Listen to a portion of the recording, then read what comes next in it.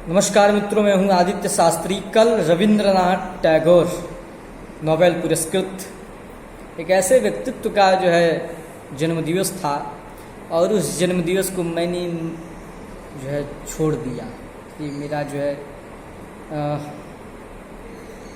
आप कह सकते हैं कि ये मेरी गलती है कि मैंने क्यों इतने महापुरुष के विषय में कुछ चर्चा न की। कई लोगों का प्रश्न भी आया और कई लोग तो मुझे डांटे भी हैं कि आपने चर्चा नहीं की, इसके लिए मैं आपको दोषी ठहरा रहा हूँ। भाई मैं दोषी हूँ और इसके लिए मैं क्षमा मैं चाहता हूँ कि मैंने कल कुछ कहा नहीं आपसे। रविंद्रनाथ टैगोर जी नोबेल पुरस्कार प्राप्त एक ऐसे कवि का नाम याद आ जाता है, एक ऐसे उपन्यास, ऐसे कवित्व, ऐसे व्यक्ति का कि जो राजनीति में घिरे हुए व्यक्ति से कवि और देश राष्ट्र की परंपरा को पुनर्स्थापित करने के लिए जो रचनाकार के रूप में प्रकट हुए। हम सब जानते हैं कि राष्ट्रीय गीत उन्होंने ही लिखा और राष्ट्रीय गीत का उन्होंने ही प्रतिपाद्य शुरू से आरंभ किया। जो भारत का राष्ट्रगीत है, मैं गाऊंगा नहीं, मेरे प्रति उनका बड़ा सम्मान है और राष्ट्रीय गीत के भी प्रति, लेकिन मैं उसको गा नहीं सकता क्योंकि खड़े होकर गाना पड़ेगा। और उसकी ध्यान दें, राष्ट्रीय गीत तो सभी लोग को याद है, बच्चे बच्चे को याद है, लेकिन राष्ट्रीय गीत में मैं देखता हूँ, कभी काल संसद में भी मैं देखता हूँ, कभी काल मैं बड़े बड़े नेताओं को भी मैं देखता हूँ, बड़े बड़े प्रोफेसरों को मैं देखता हूँ, कैसे लोग गाते हैं, ऐसे करके बस गाते रहते हैं। ऐसे गाने का उसका नहीं है, गाने की विधि है, बोलने की विधि है, वो प्रार्थना है और उस प्रार्थना में सावधान हो जाना है और ये ध्यान रहे मुष्टिका बंधी होनी चाहिए। उसकी बड़ी सम्मान है, उसको सम्मान पूर्वक गाया जाए, खड़े होकर के गाया जाए। कहीं भी अगर कान में सुनाई दे तुरंत खड़े हो जाइए, कहीं जाने की आवश्यकता नहीं। अगर मैं पहले जब स्कूल में मैं जब जाता था तो राष्ट्रगान जब होता था तो प्रार्थना ही जब होता था तो चूँकि मेरी एक आदत थी, बहुत गंदी आदत थी, बहुत ही गंदी आदत थी। मैं विद्यालय में मैं प्रतिदिन मैं लेट में जाता था और प्रतिदिन, अब नहीं, अब तो चूँकि अब तो घड़ी को देख करके मैं सब में काम करता हूँ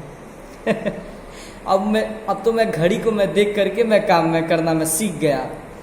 ये बस गुरु कृपा ही है कि मुझे घड़ी का यही एक अर्थ है कि समय का पहिया, समय का चक्र चलता है, इसको आपको केंद्रित करवाए, यही घड़ी इसी का बोधक है। तो मैं प्रतिदिन मैं लेट में जाया करता था, चूँकि उस समय मेरे पास घड़ी नहीं थी, समय का अभाव था और बचपना भी थी, खेलते कूदते जाता था। तो जाता था जब तो राष्ट्रगान अर्थात प्रार्थना जब ही शुरू होती थी, यहीं से प्रार्थना शुरू होती थी। हे हंस वाहिनी ज्ञानदायिनी अम्ब विमल मति दे, यहीं से बड़ा सुंदर ये सरस्वती माता का प्रार्थना लगता है। और फिर शुक्लाम ब्रह्म विचार सार परमा माद्याम जगत व्यापिनी वीणा पुस्तक धारिणी अभयदाम जाड्यांधकारम, ये श्लोक। और फिर कभी काल ये भी होता था, हे प्रभु ज्ञानदाता ज्ञान हमको दीजिए, ये सब होता था। तो यहीं जब प्रार्थना जब शुरू होता था तो मैं खड़ा हो जाता था वहाँ पर। ये मेरे अंदर एक पता नहीं कहाँ से क्वालिटी थी कि मैं अंदर में जब मेरे कान में जहाँ सुनाई दे दिया। एक बार ऐसे ही हुआ कि मैं चूँकि विद्यालय हमारा रोड के पास में ही था, तो उस समय बहुत ही काफ़ी बच्चे भी थे विद्यालय में और खूब बढ़िया से प्रार्थना उस दिन हुआ। तो मुझे 50 मीटर दूर से ही सुनाई देने लगा, तो मैं वहीं से मैं खड़ा हो गया। तो जो आए जो जाए वो सड़क से मुझे ही बस देखे, ये क्या कर रहे हैं, पंडित जी क्या कर रहे हैं। मेरी एक और आदत थी, मैं जैसे अभी भी चंदन लगाया हूँ, ऐसे ही कक्षा में जाते वक्त भी मैं तिलक में लगाता था, पता नहीं क्यों लगाता था। संस्कार था, परिवार का भी संस्कार था और पूर्व जन्म का भी कुछ संस्कार था। तो लोग देखते थे, लोग कहते थे पंडित जी क्या कर रहे हैं, मैं ऐसे ही मैं बस खड़ा हो जाता था। और जब हाथ, मुझे चूँकि पता ही था कि ये शुक्लाम होगा तो हाथ जोड़ना है और राष्ट्रगान होगा तो ऐसे सीधे एकदम सावधान अवस्था में खड़ा होकर के और राष्ट्र के प्रति अभिव्यक्ति स्थापित करना। मुझे पता था। तो उस समय मैं ऐसा ही मैं करता था। तो अब मेरा प्रतिदिन का मेरा समय हो गया था और उसी समय उसी जगह पे मैं आके मैं खड़ा होता था। अब एक दिन हेड मास्टर ने मुझे देख लिया और डंडा मंगाया, और डंडा मंगा करके दोनों हाथों पर जो है मार खाया। उस दिन से तो जब जब खाया तो फिर मुझे याद आया कि पहले तो मैं जानूं कि राष्ट्रगान को कौन लिखा है। तो मैंने जाना कि राष्ट्रगान को लिखने वाले श्री रविंद्रनाथ टैगोर जी हैं। उनके बारे में फिर मैंने पढ़ा कहानी। उस समय की बात है, अभी तो क्या पढ़ रहा हूँ अभी छोड़ दीजिए। उस समय की बात है जब मैं शायद 8 या 7 साल का मैं था, तब उस समय मैं पढ़ा और पढ़ कर के मैं जाना, और फिर उसके बाद उनके प्रति मेरे मन में भावना आई। और मैं अपने हेड मास्टर के सामने मैं जब गया तो मैं सब उसको रफ में लिख करके मैं ले गया था, जैसे अभी भी मैं लिखता ही रहता हूँ। तो मैं लिख करके मैं गया और मैंने उनको जो है दिखाया कि देखिए मैंने ऐसे लिखा है। तो उन्होंने फिर देखा, और देखने के बाद फिर उन्होंने मुझसे पूछा कि कहाँ से तुम पाए।